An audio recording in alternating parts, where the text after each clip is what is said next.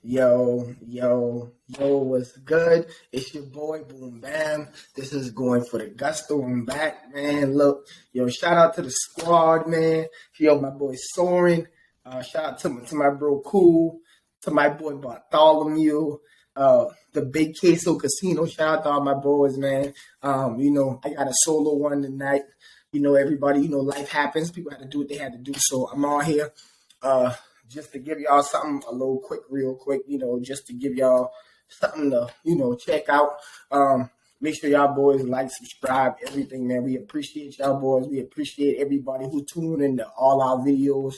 We appreciate y'all boys for stopping by. So, just like I said, this one will be short. I'm gonna go over 3 quick topics. So I'm gonna talk about Sean Payton going to Denver as the head coach. Will he be able to recreate what he had on the Saints in Denver? So I'm going to talk about that. We're going to talk about Patrick Mahomes.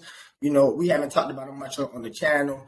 Everybody talking about him in the news media. So I'm going to talk about kind of where I think he ranks, how great he can be overall and all that.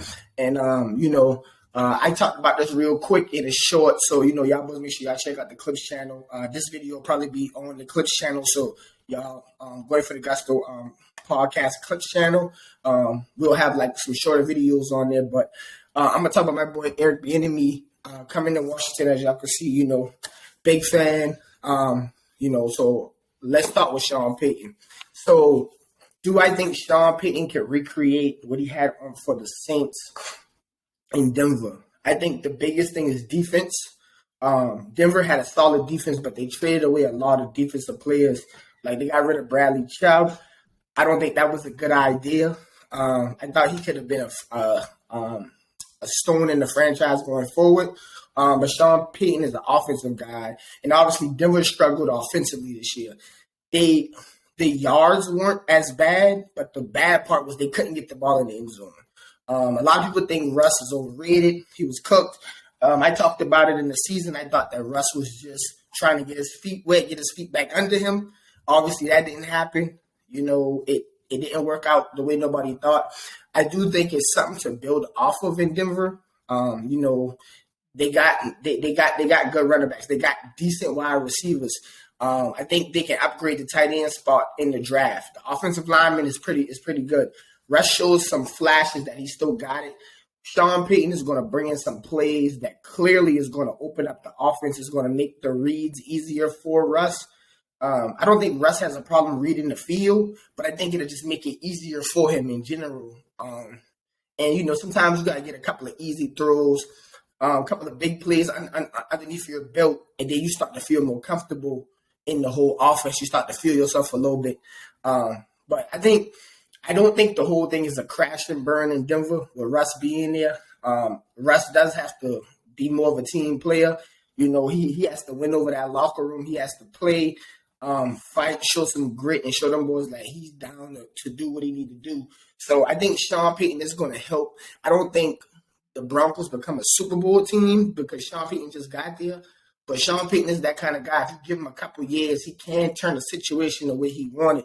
And I wouldn't be surprised if Sean Payton gets in there and start moving a couple plays to kind of build the offense he got inside his mind. So that's how I see about that. Let's talk about Patty Ice, my homeboy. Patty Ice right now, a lot of people are saying he's a top 5 quarterback of all time. For me, it's still a little too early. The talent is there. Kansas City is going to be around for a while, but I don't think, he does have the 2 Super Bowl wins, which a lot of people chalk that kind of up to like, well, you got 2 that puts you with like Peyton Manning because he got 2. People in that area because they say, well, Rodgers only got 1. I'm not a Super Bowl guy. Oh, John Elway is another one that got 2. I'm not a big you in the Super Bowl guy. I'm a big Peyton Manning fan, even though he only got the 2 Super Bowls. I think he changed the offense. It was all wrapped around him. I think for Patrick to stay on the course, he's obviously the best QB in the game right now, but he has to stay on that course. He has to have a little more All-Pros, a little more Pro Bowls before I just say he's top 5, but he's up there. He's trending in the right direction. If he plays for 4 to 5 more years at that level, then we can come back and have that argument. Will he catch Brady? That's something everybody's been talking about. I think a lot of people got to realize Brady, first of all, Belichick is a genius. And Belichick was smart enough to trade players away before they were out of their prime. So that helped the Patriots. And Brady went 10 years without a Super Bowl. So people got to realize, like, after 03 or 04, whatever year that was, 03, I think, after they won that one, that defense fell apart. They had 7 Hall of Famers on that defense. So his first 3 he got pretty quickly. Then he got one in Tampa, and Tampa was a complete team. Everything was already there. He just had to put the sugar on top. So the Tampa one, so that's 4 right there. That's 4 right there. Then the one when they beat Seattle, a lot of people don't even think they should have won that one. So there goes another one. And then you have to they had one where they added Darrelle Revis, who's the best corner at the time. So it'll be a lot of things that got to go right for Patrick Mahomes. As long as you got Andy Reid, you're going to be good. Travis Kelce's getting up there. He won't be there forever. Patrick Mahomes is pretty young. Andy Reid is like 70, and Travis Kelce's like 33 or 34, so he's towards the end of his playing career. So a lot of things are going to have to go right. The front office is going to have to stay right. They're going to keep having to keep drafting well, keep the offensive line intact, and then, we can revisit it. But shout out to Mahomes. He is a future great. If he retired right now, he probably wouldn't make the Hall of Fame, but top 5 I got to wait on that. I got to see it done for a longer period of time. So Eric Bieniemy coming to Washington. Like I said, I think Eric Bieniemy should be a head coach. I think what they're doing to him is unfair. I don't think it's cool. I don't think it's for them to say he doesn't call plays when Andy Reid had a lot of coaches underneath him, like Doug Peterson, Matt Nagy, them. They didn't call plays, but they got head coaching jobs immediately. And then to win the Super Bowl and the losing Super Bowl team, both of their coordinators got coaching jobs. So that part I don't like. I'm grateful and happy. I'm happy as hell he's in Washington. I think he gonna help us. With Ron being a mainly defensive guy, it gives him the opportunity to where they won't be able to say he can't call plays or whatever. We're gonna rock with that.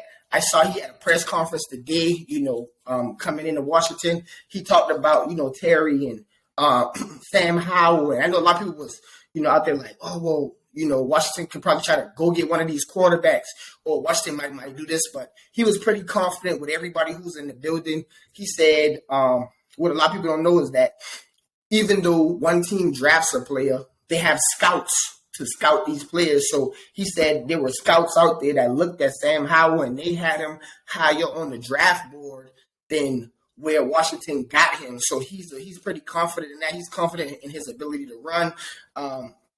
Obviously, they had Mahomes, so they wasn't going to draft a quarterback, but, they still scouted him just in case. So he was pretty confident there. LaShawn McCoy made the remarks about, like, what is he good for? He don't really do nothing except yell at the players. I think sometimes a little of that is needed. Plus, he's an ex-player. I think that goes a long way. Like, players love to be coached by ex-players. Even if they weren't the greatest player, like, they know what they're talking about. They've been on the field. They've experienced the hits. So I think that's one way to relate from that standpoint. And, LaShawn McCoy got into it because they were talking, LaShawn McCoy doesn't tuck the ball. Eric Bieniemy was like, tuck the ball, bro. You can't. Fumbling is one of the worst things you could do in the NFL because it's easy to turn that into 7 points. So, so like I said, I'm happy about the hire. I do think he'll do great things, and I think if he has 1 or 2 good seasons in Washington, where obviously our offense isn't great, but if he can make them top 15 offense, I think the offers will start coming in, and people are going to know for a fact he called the plays. This is his offense. He took a bunch of young guys and coached them up in the way they should go. So. Yeah, so that's that. So I just wanted to do a quick video for y'all, man. We appreciate the subscribers. We appreciate all the love. We're going to be on Spotify soon. You know what I'm saying? We're trying to ramp this thing up. We're gonna start, having, some more videos, some more content. We know it's the off season, but for football lovers, we can talk about football all year round. It's always gonna be things happening in the front office, things of that nature. So we just appreciate y'all for tuning in, man. Y'all make sure y'all subscribe to both channels. The Going for the Gusto channel, the Clips channel. We got the shirts that's still on the way, trying to get my connects right, but we're going to have some shirts out there, for all y'all, in your day-to-day life, man. Just make sure you go for the Gusto, man. You shoot for the stars. Once again, shout out to the squad who couldn't be here tonight, man. But we appreciate all the love, man. Y'all boys, and then we out, man. Peace.